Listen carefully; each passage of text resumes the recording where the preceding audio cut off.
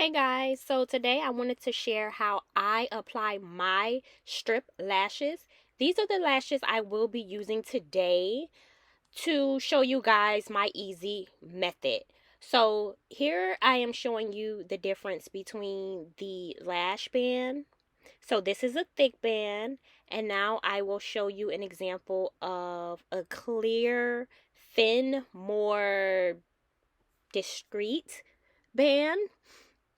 This is what I would use when I'm going for a very natural look.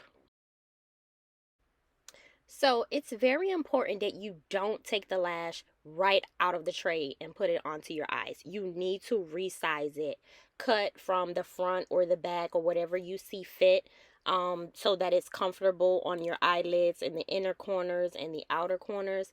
I almost always have to adjust my lashes when I'm wearing a 3D, 4D type script lash.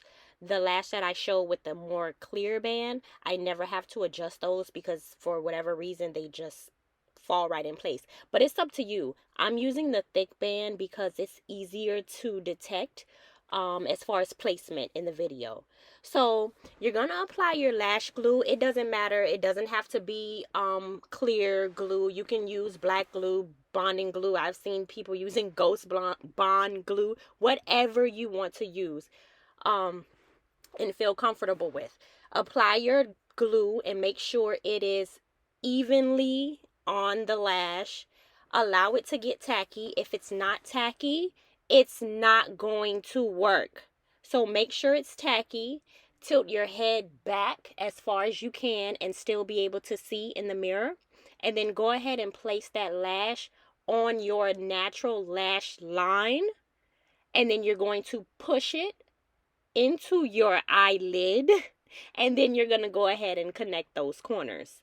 So as you can see, I'm just tucking those corners, the outer corner first, and then I did the inner corner. It really doesn't matter which order you go in. You just want to go ahead and lay it on the eyelid first and then begin to tuck them, because that's how you're going to get your secure fit. And you can still adjust it if you find that it's not in a good position.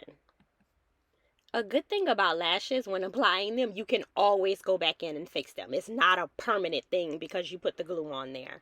So because it's tacky, you can still move it just a little. So if you need to go in and fix it, you can. Trust me, sometimes it takes me several tries depending on what type of day that I'm having. So I went ahead and applied the second lash so that you guys can see it is as easy as it looks. Yes, it does require practice, but you're going to get it. The steps remain the same. So you just find really what works for you. I'm using tweezers, and I know that so many people are unable to use tweezers. You don't have to use tweezers. You can just use your fingers. I think I adapted to using tweezers because my nails would always be so long. But since having my son, I'm now beginning to have them a little shorter, and I can use my fingers at times, but I'm so used to using tweezers that I always go back to what I'm used to. Although sometimes it's a combination of the tweezers and my fingers. Let's say if I wanted to fix up an area that I can just get to it easily with my fingers, like I'm doing right now. So I just go ahead and squeeze those into my natural lash because I didn't apply mascara. So just to give it a better blend. And there we are, guys. I hope this video helped. I tried to keep it nice and simple because lashes are not that hard to apply. I promise you. Bye, guys.